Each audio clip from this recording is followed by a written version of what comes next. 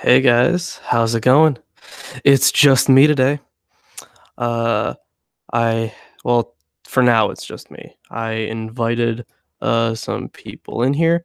I think Steve McRae might join, and I think Jim Majors is also going to join. I'm just kind of moving all these screens so I can see the chat at the same time. So, I am just relaxing. I just finished recording a video. It is going to be the next mythology video. I also dug up a uh, bunch of books for the next Forged Fiction video, and the last Forged Fiction video, by the way, it's going to be Revelations. Rachel, hello, Rachel. How is everyone doing tonight? I don't really think we're going to get many viewers. Not really a big channel, but whatever.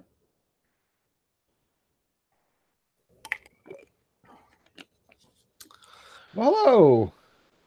Oh, look who it is. We got some people in here.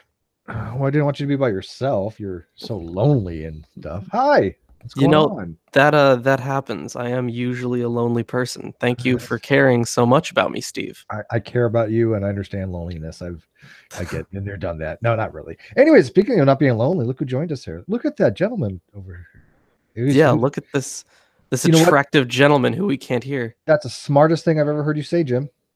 Yeah. Absolutely brilliant. Loved it. Just incredible. And just so you guys know, this is on our live streaming, on my live streaming channel. Not a lot of followers on that one yet. Haven't shilled it out too much. So, just kind of chilling to, just to say hello to anyone that shows up. Jim. I haven't woken up yet. I'm sorry. Oh, you haven't? I'm so tired. Okay. From earlier today? That was different to say the least. It wasn't what I expected. Yeah, it wasn't. I was expecting way more of a dumpster fire. I'm a little disappointed, but that's okay. A little bit. Where do I find your live feed at? Let's see. Yeah, it's on the MK Atheists live channel. Yeah, it's really, really not big. We've only got 12 subscribers on that channel right now. I haven't even shilled it out on the show. I just shared it on the community tab. Yeah. I don't care if anybody watches. I'm just here to hang out with you guys for a few minutes. Yeah. It's only going to be about an hour or so. I won't be awake that long, dude. What? I'm really tired. I don't know why. I just, for some reason. Did you take a nap or something? No, I didn't. That's the problem. I need to.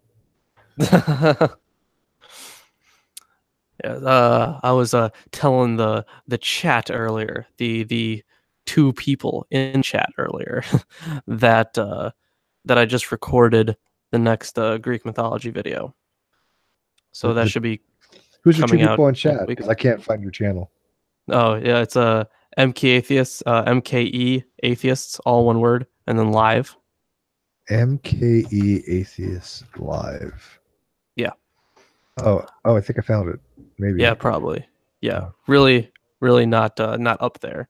So I found your other channel, but I don't. Why can't I find this one? I'm an idiot. I'm not sure. Okay. I'll send the link. Yeah, that would probably be easier for people like me. I'm kind of a Luddite, obviously. Where the fuck's the chat in here? Here it is. Jim, I got something that I think you might really appreciate. It came in the mail today, and I had completely forgotten that I ordered this. Check this shit out. Dead Sea Scrolls, new translation. Yeah, I think it's pretty cool. Totally forgot. Yeah, we still can't hear you, Jim. This has the translations of... Oh, sorry. Can you hear me now? Yeah, we hear you. Yeah, okay. This has the translations of all the... most... I'm not going to say all. It's most of the Dead Sea Scrolls text. And I'm not going to say all because, obviously, they left out some of really fragmented stuff, the stuff that we can't Right. reconstruct in any way. Then it has some commentary on it also. But yeah, really, really useful. So that came in. That's really really exciting. I have a couple of Dead Sea Scroll translation books. Who is that one by? Who did the translation?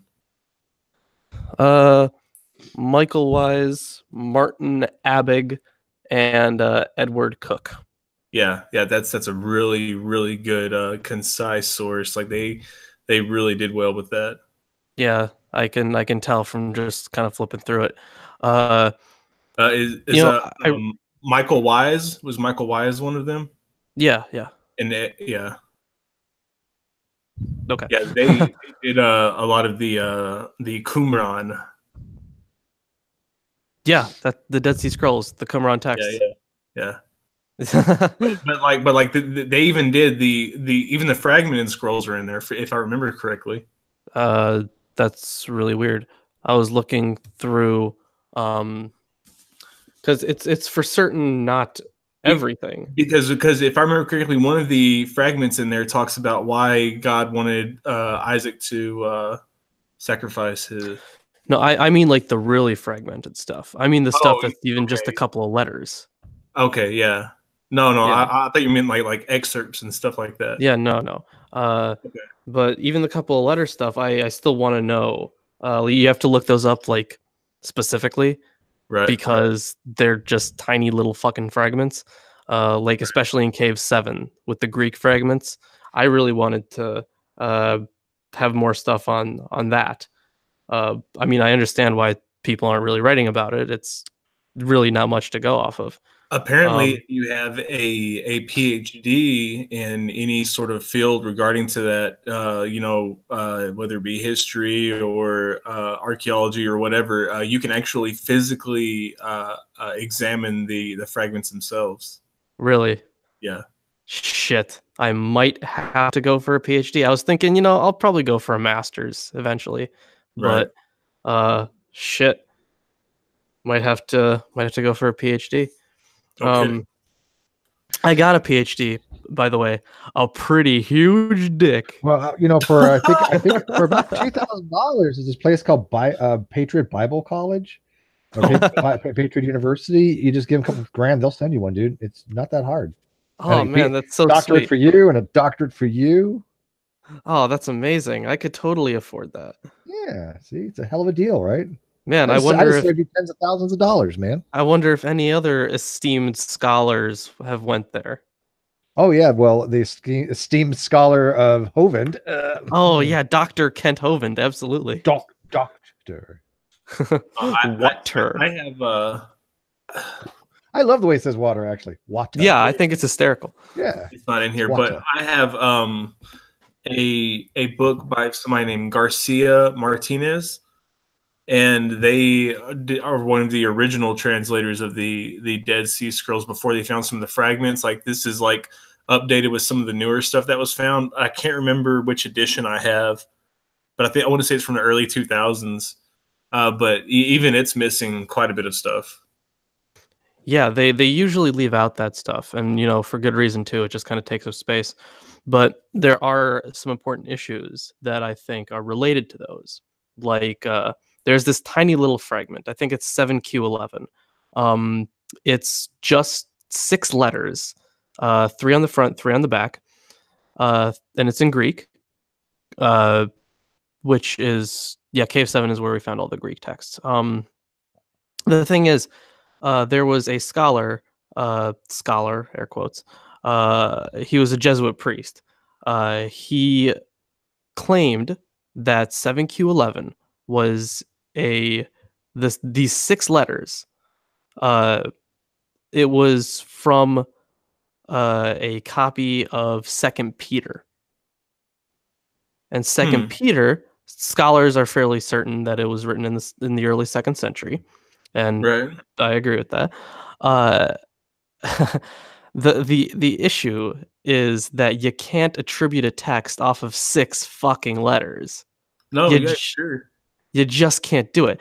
And he did it, but then other people looking at his work, and citing it, had to change it up a bit. They had to make it sound more reasonable. So they were like, if 7Q11 is from the New Testament, then it's from 2nd Peter. But that is a big if. A really big if. I'm trying to remember. And the thing is, 7-11. I don't. yeah, and the thing is that it dates to, obviously in like the 60s.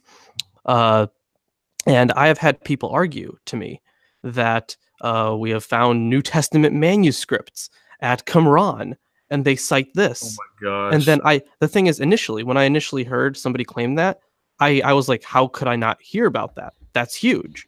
I would have fucking heard about that. Right. So I looked into it, and it got this shitty claim from Jose O'Gallaghan, and it's no, fucking absolutely not. And that's why I wanted our first episode, when we do our Unheavenly Host thing, whatever. Ugh. Okay, we'll fucking names are hard, guys. Names are hard. So whenever we do the first episode of that's why I wanted to go over the oldest manuscripts, to kind of parse out some of these misconceptions. Are you talking about 7Q5? Maybe it's 7Q5. It was a papyrus scrap, right? But it had like, oh well, no, because that one had more. That one had like 5 lines on it. I'm certain it was 7Q11. Okay. No, wait. No, maybe it was 7Q5. Because 7Q5 was a fragment from Mark, but that's the only one that I can think of that was contentious as far as that goes. Okay, well, either way, they claimed that we found New Testament manuscripts at Qumran. Right. Yeah. Right. Yeah, and there was like 8 caves, right? And they found them in like 5 of the 8 caves or some shit. The only claim I've heard is that they found them in one of the caves, in Cave 7, because that was the one that contained the Greek texts. No, they found them in 7 caves out of like 10, or 6 caves out of 10, or some shit like that. That doesn't sound right. Because Jim's just making shit up. I'm almost positive that all the Greek texts came out of Cave 7. Yes, you are correct about that. But there were other fragments found in like 6 or 7 of the, or 5 or 6 of the other caves. And they were New Testament? They were manuscripts. Now, New Testament, I believe that there were more than one cave in which there was New Testament found. I don't think that's right. We're talking like in the early 60s, right? We're talking about Qumran. I don't know. I'm trying to think of the discoverer. Bailey. I am not sure. Bedouin? I'm just throwing out some names here that I know. He's just throwing out words. Yeah. Oh. Yeah, but I am almost certain that there were no actual New Testament texts found at Qumran. That's why I thought it was so important to cover.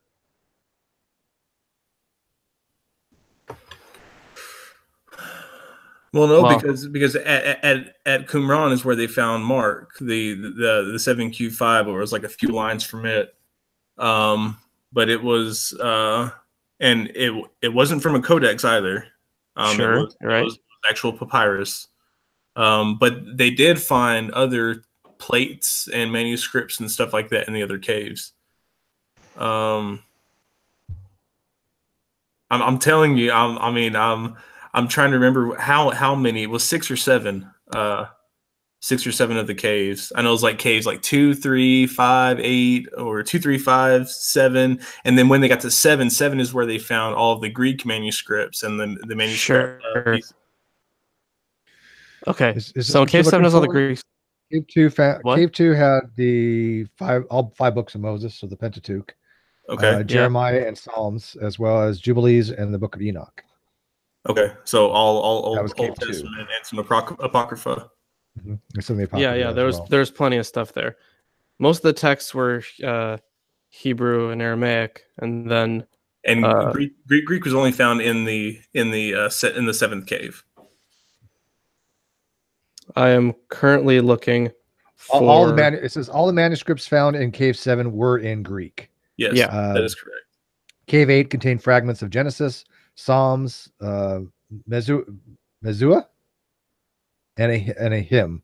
Additionally, the discovery of food remains and an abundance of oil lamps, 68 leather reinforced tabs for scrolls, and then number 9 yielded a single papyrus fragment, and then 10 found an inscribed pot shard in Cave 10.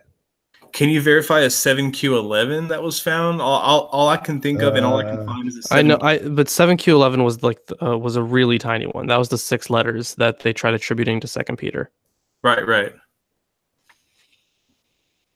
And the reason that they attributed to Second Peter is because it lined up with Second Peter. It lined up with 2 words on it because I forget the because the thing is it's front and back, right? So Right. they can try to reconstruct the size of the scroll it initially came from How where the letters does are. 2 words get you to? It fucking doesn't. It really doesn't. It's really that's weird. loosely attributed. But if they can attribute it, it will change the entire dating of Second Peter. Yeah, absolutely.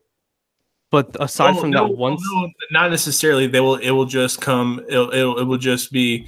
Second Peter would be contentious as an original source. It would say that it was plagiarized in some way, or copied, or interpolated. no, the thing is, if we could somehow, by a mile, but it's a total long shot, if we could verify that was from Second Peter, that would change the dating, because by like 50 years or 100 years, 50 to 100 years. Yeah, exactly. It would be huge. Yeah.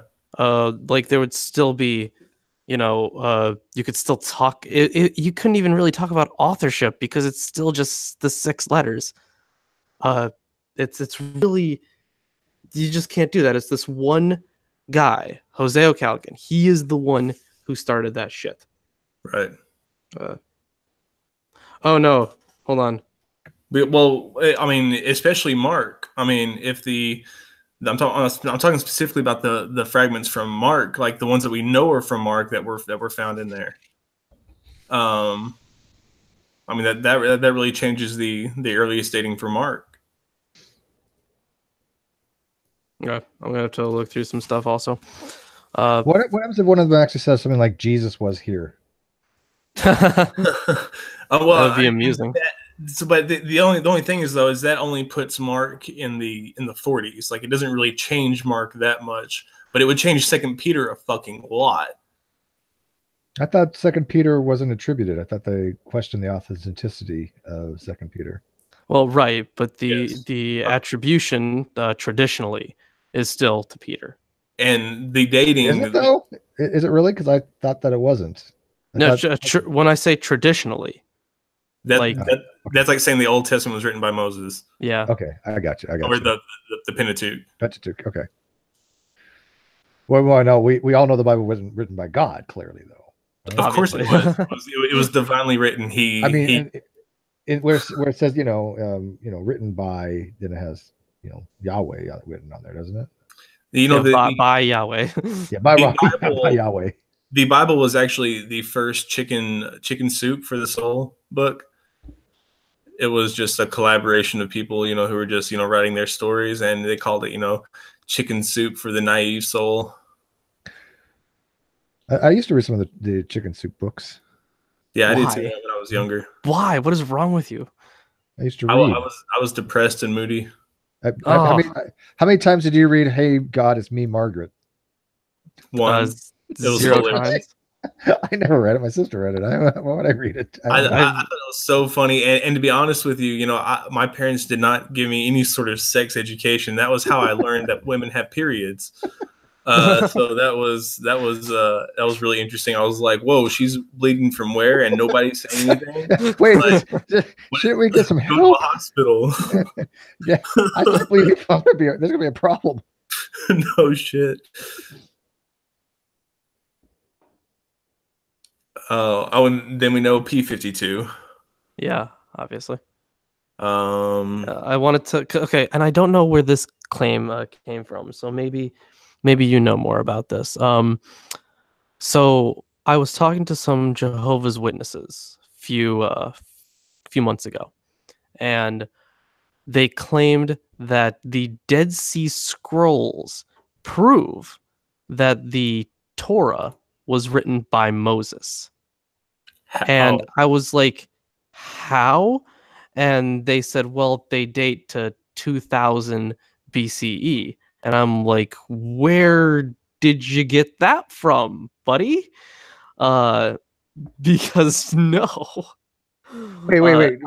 They're trying to say that the Dead Sea Scrolls were dated back writings to 2000 years BC? Yes. And they were probably written at the earliest 1700 years after that. I've never heard that in my life. Anybody claiming that? I have no idea where that claim came from. What do you? I couldn't imagine where. Well, you got to remember the Jehovah's Witnesses have some weird beliefs. I mean, they think Adam was Jesus or something, right? Or Adam was. What was it? Do they? I have no idea. Archangel Michael is Jesus or something. I don't know. It's really confusing. No, the Dead Sea Scrolls weren't written for another 1,000 years after Moses supposedly died. Even longer. Well, about 1,100 years, 1,200 years. No, okay. the earliest that they were. Hold on, just a second. You guys keep talking. It's like it's like 400 BC. Yeah, I thought the earliest was about 400 BC or so.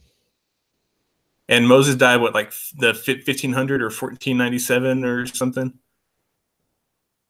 supposedly. I couldn't even venture a guess.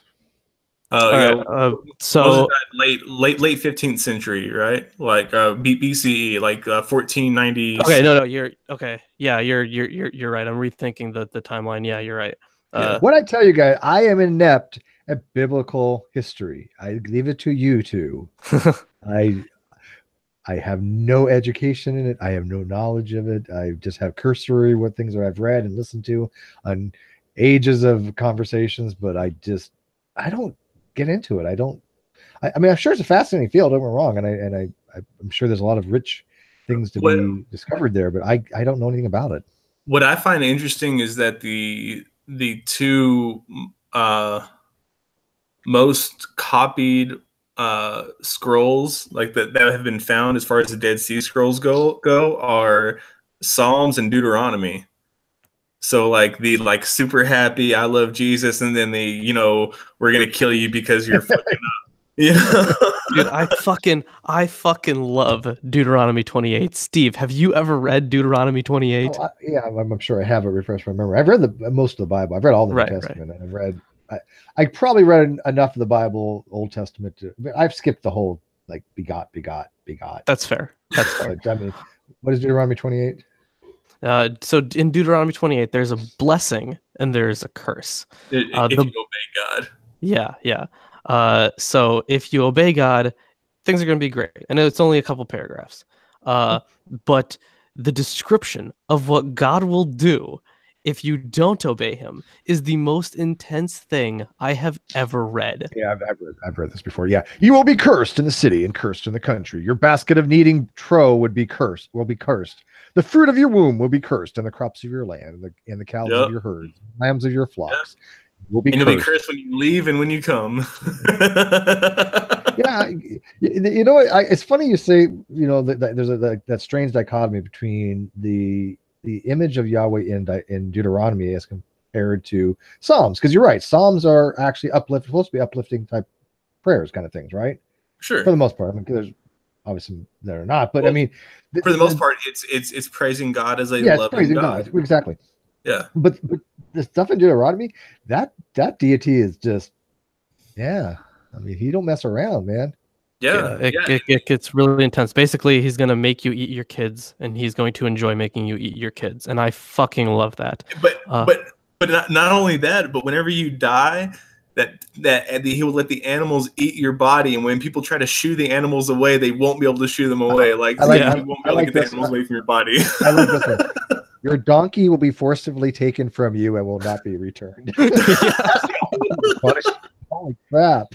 Oh, Yeah. that's beautiful. Also, Rachel asks, have any of you guys heard of the Ketef Hinnom scrolls? I feel like I heard of them. Ketef Hinnom. I I certainly might- have. If they haven't, I might have- have. There's a rule I of might have thumb. come If they across don't know what them the hell somewhere. they're talking about, I sure the hell don't. So if they don't know it, you don't look at me. I've never. What is it? Tetephenome? Ketef. Ketef. Like Ketef Hinnom. like the Jewish, right? Like I'm Hebrew? guessing it's Hebrew. That's just a guess. I I feel like I don't know. may have read about it like a little bit. Hinnom is the valley in Israel where the kings of Judah burned the child sacrifices. The valley of Hinnom. So Ketef Hinnom, I guess would just be the maybe somewhere around there, like an actual building. Rachel says that they're dated from 650 to 587 BC, so pre-exile, and contain the priestly blessing. That's funny. That's funny because that did not go well for them. The Aaronic texts that were found in that old Jerusalem church. Oh, by the way, I was reading the NIV version that said your donkey will not be taken from you and not be returned. The King James actually says it more eloquently. King James says, "Thy ass shall be violently taken away from before thy face, and shall not be restored to thee." Yeah. Yes. Please, thy ass shall be taken forcibly away from you. Don't take away my ass. I need that ass. Also, here's another book that I recently got in the mail. History of the Persian Empire. Oh, nice. Yeah, I feel like this will shed some light on the context of the exile. And that's what I'm really hoping to get from it. There's also another one I picked up. And as I'm sure that you guys know, or Steve may or may not know, but the Ugaritic texts did have quite a lot of influence on the text of the Bible. Sure. And I was looking for a book that kind of just talked about that specifically, because there are plenty of books that mention it and talk about it. But I was looking for something specific. So I picked up this book, The Ugaritic Texts and the Bible by Jerry Neal, and I do not recommend it. Really? Okay. So the information is, from what I have read so far, is correct. It's accurate.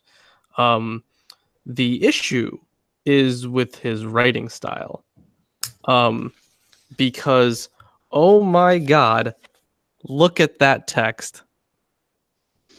What? You can read your Ugaritic now.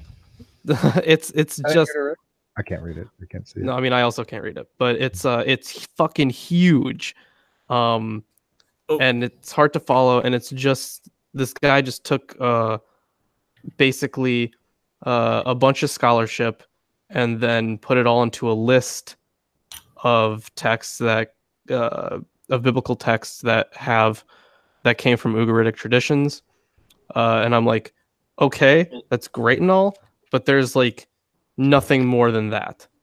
What I always find interesting is that Ugaritic and Hebrew, like once I started learning Hebrew, the Ugaritic came to me much easier because the grammar and the syntax of them are damn near exactly the same, like closer than Spanish and Portuguese, like just extremely close. Yeah. From what I can tell, I don't know Hebrew or Ugaritic, but from what I can tell, yeah, that is I know Hebrew. I know enough to get me in trouble. You know all the bad stuff. Yeah, I got all the cuss words. Yeah. Hello, alias fake name. Welcome to the chat. Welcome to the stream. Just saying hi to people in the chat, guys. It's not like there's some sneaky. Yeah, no, I thought you were saying hi to your bathroom elves or something. Oh no, I do that too. Okay, gotcha. Yeah. Oh, there really is somebody named Alias Fake Name. Oh, cool. Yeah. That's pretty great. Is that a real name or is that an alias Or a fake name. or a fake name? I have no idea. We just can't know.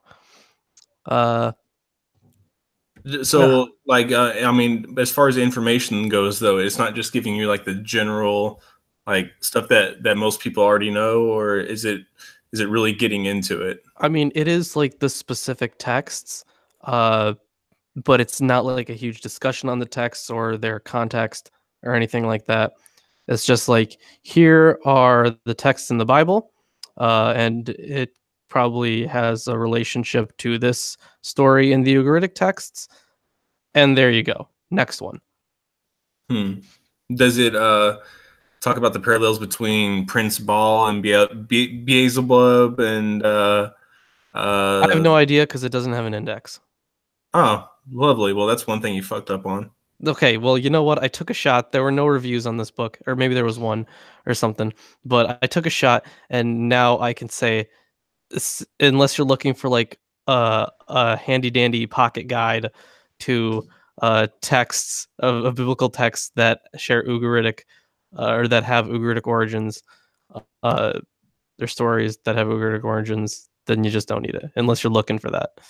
Okay, like Elijah and that's probably in here.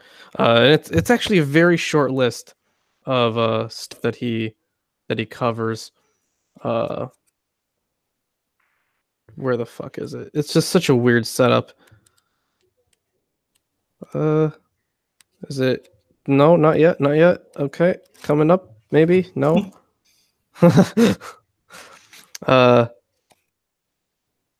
No. Okay, so there's some stuff on Genesis, Exodus, Numbers 33:20. What? Genesis 33:20. No, that one's not in here. Really? Yeah. They have. You said 33:20, right? Yeah. Yeah, that one's not even. Where they're describing El as a god with white hair sitting on a throne. Nope. Oh. Well. Yeah, like Steve. Yeah. Okay. Yeah. So they got. I am the Pope of Agnosticism. So That's true. That's true.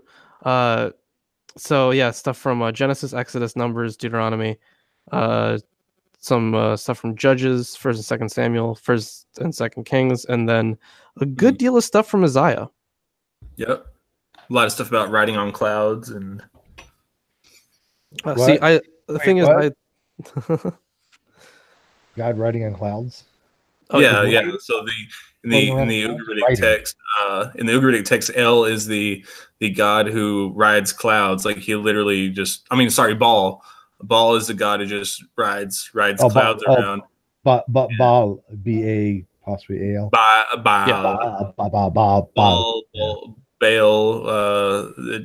People pronounce it differently.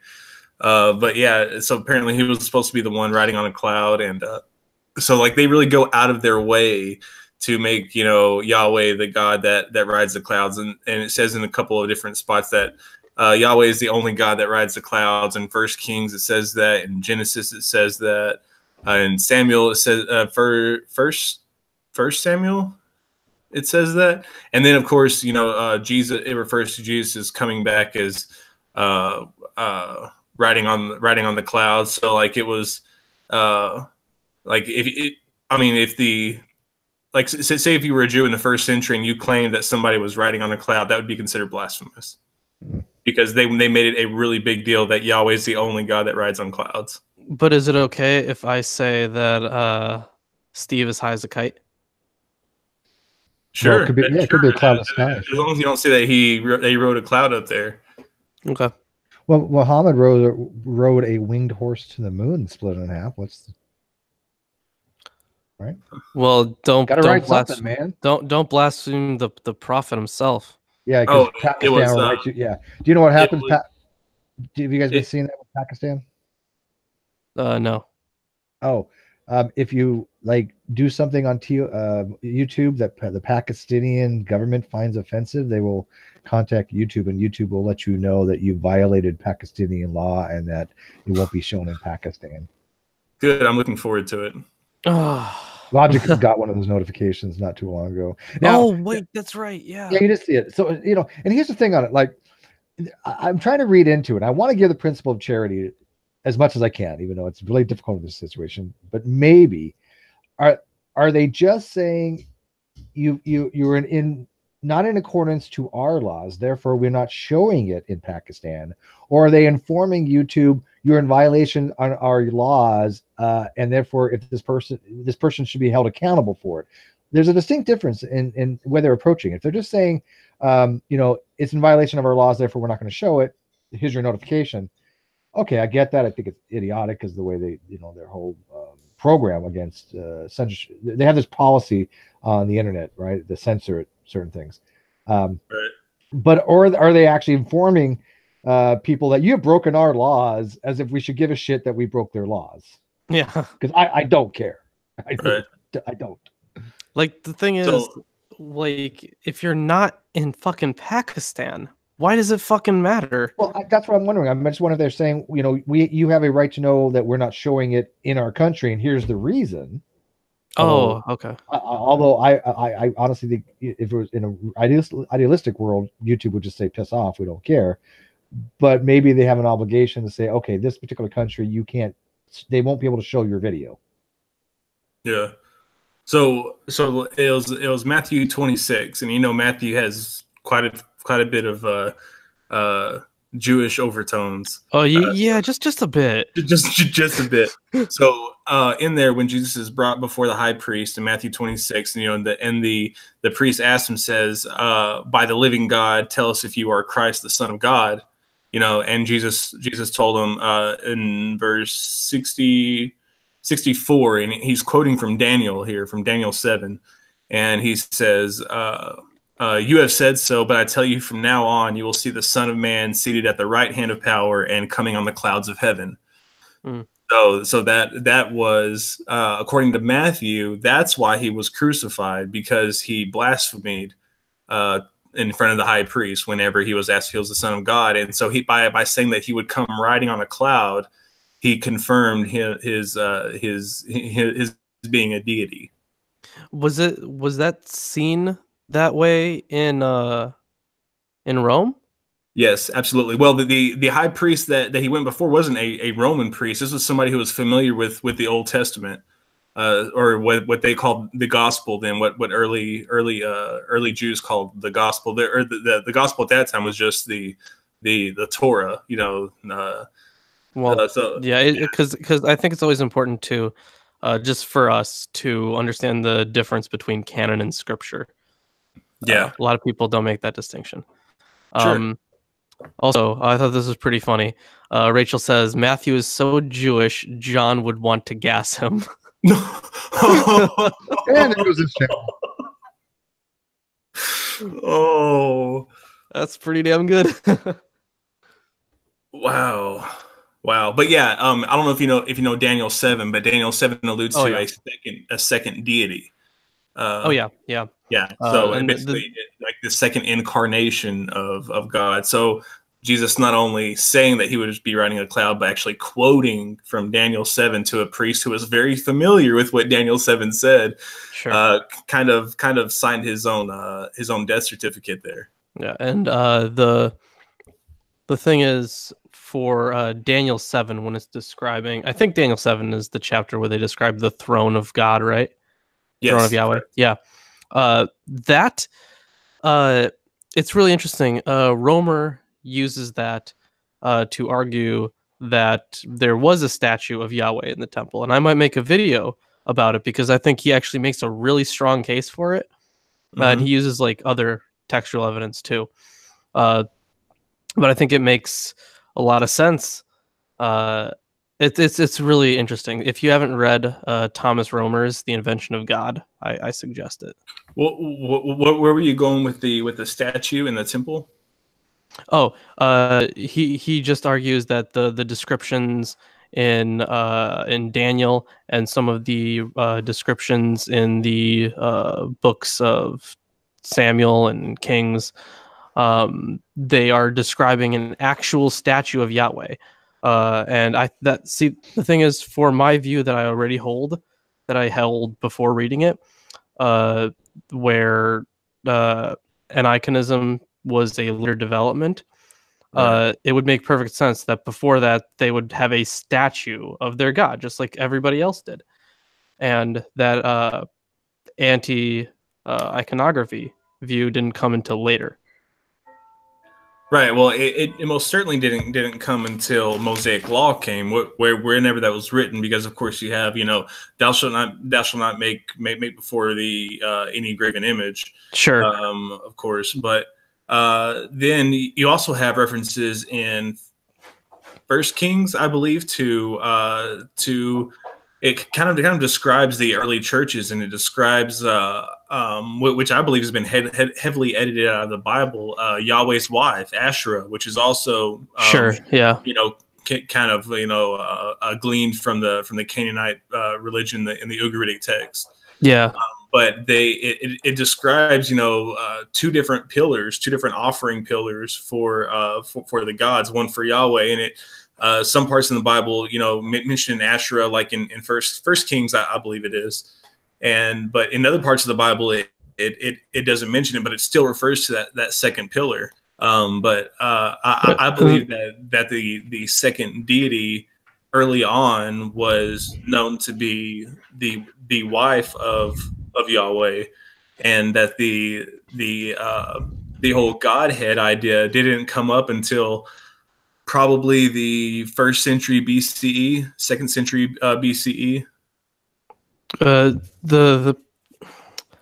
There's also when I think when they're describing the ark, right. I think they are literally describing the creating of the statue of Yahweh.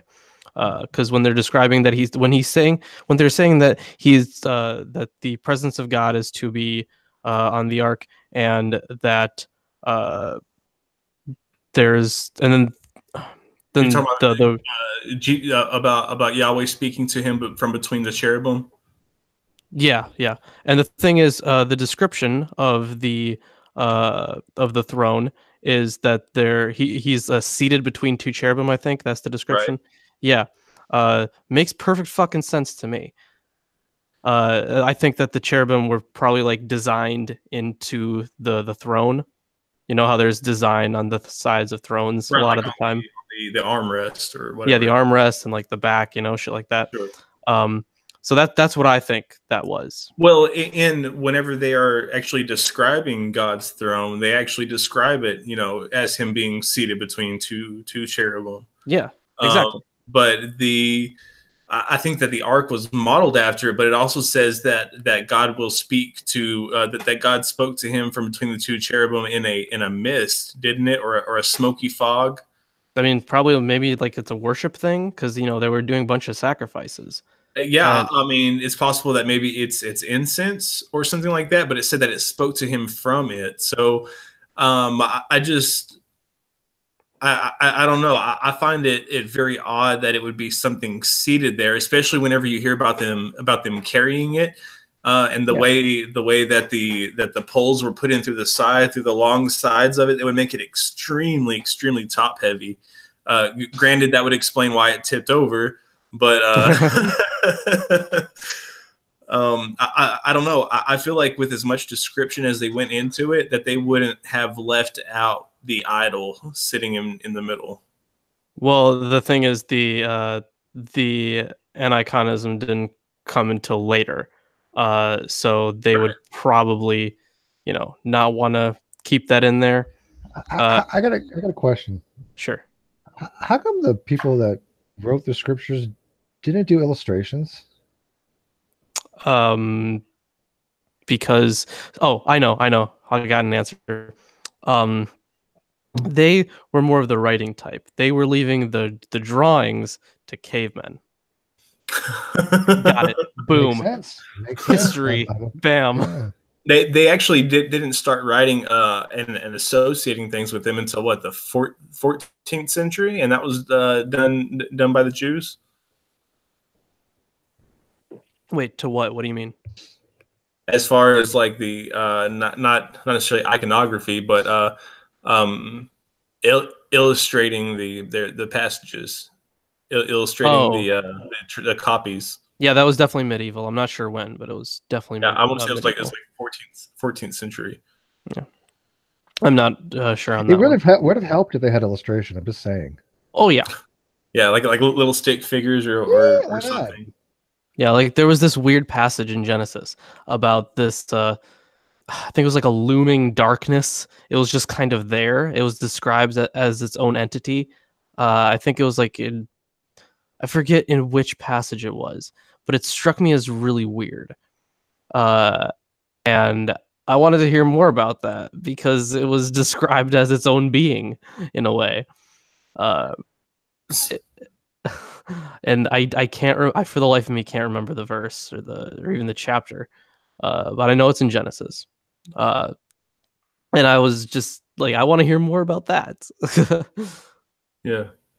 So I mean, obviously parts of Samuel, we don't know if it came from 6th century, 4th century. There's different parts of Samuel that have been found in different areas. And I'm just going to say Samuel just to be all encompassing because that's how it's originally understood. It would have to be. It would have to be written considerably after all the iconography came into play. Well, it depends on which part we're talking about, because some of the stuff that would have come earlier, it would have been perfectly fine with that stuff. Like if we're talking about the dynastic promise, if we're talking about just the rise of David in general. No, I'm talking about the descriptive nature of the ark. The Ark of the Covenant. Let me be specific. Okay. In Samuel? Yes. It wasn't really all that descriptive in Samuel. No, but it would have said it was descriptive. It was descriptive enough that it would not have left out an idol or a statue.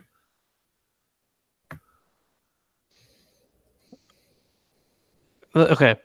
I mean, so I don't really see that as being compelling. As I don't even see that even really being as big of an issue. If there was a description of an actual idol, then it very well could have just been taken out. Do you believe it? But that would have to be done either Persian or Hellenistic. Yeah. It would probably be. I'm not sure if it would be Persian or Hellenistic, but maybe Persian. I'm guessing that'd be my best guess. Okay, so we're talking like after 500 BCE. Well, hold on. Oh, shit. When? No, hold on. How long was the Babylonian exile? Like what, 70 years or so? Yeah, something like that. Okay, because there would have been those different stages, pre-exilic, which I think would be the initial writing, and then exilic, which would have been like, oh, woe unto us, we're terrible, everything sucks for us, and then another maybe like additions later for like Babylonian exile, like during that area. Yeah, I am going to bow out. I am fading. I'm going to lay down and I'm going to watch for a minute. I guess you guys aren't going to do this probably so much longer. I guess Shannon Q is having a discussion. I might listen to her for a few minutes. Are there atheist fundamentalists? That would be interesting. Oh dear. Nice. Well, I know of one agnostic fundamentalist, and his name is Steve I am McRae. not I am not a fundamentalist by any stretch of imagination. My idea of the Pope of Atheism is drink beer and don't give a fuck. He is an agnostic foundationalist. There's a I am foundationalist. This is true, but yeah, but they're not. Those are two different things, right? You're yeah, slightly right. but but you know what? I'm not against coherentism, and I'm not against other justificatory conditions either. So I mean, I'm not one of those people that says you know the best way to be is a foundationalist. No, you want to be a coherentist, be a coherentist. You want to be a found herentist, be a found herentist. I just think it's a very strange position. But they all have issues. Every one of them. I learn more and more from you every day. You never heard of found herentism? It's a portmanteau of foundationalism and coherentism, and it's really it's weird. I don't know how it would work. They don't. I mean, they mesh, but not really.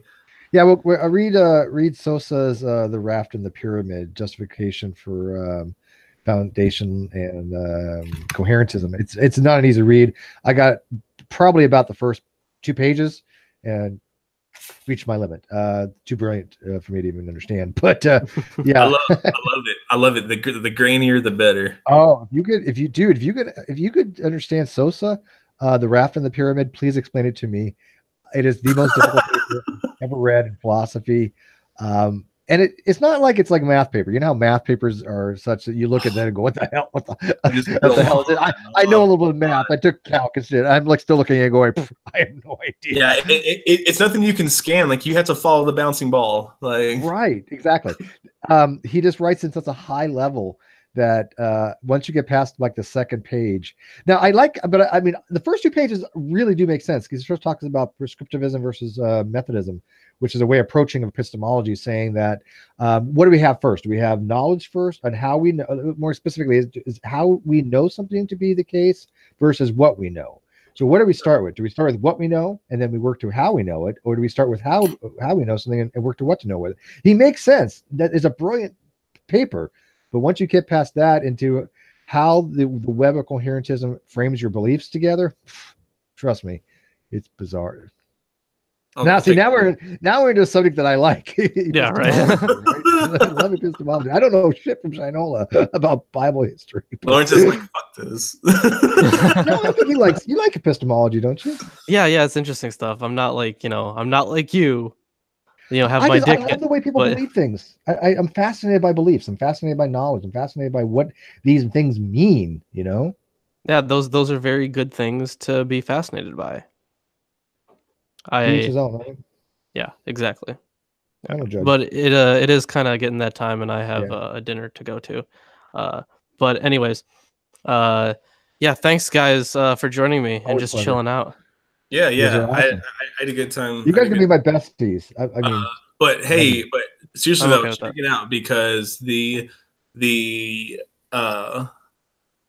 First Samuel accounts of the Ark are pre-Davidic. So, kind of think about that. Okay, I'm gonna look into that. Think about that. Yeah, and I'm going to look at that critically. So, we're gonna process that, Jim. Awesome. Well, I know Lawrence is. I don't. I don't know what the hell you said. Is he what I said? Is this what people hear when I talk about epistemology? That is your words? Probably a little bit, yeah. Okay, cool. Probably, yeah. Except people can actually Google what we say. Like, okay.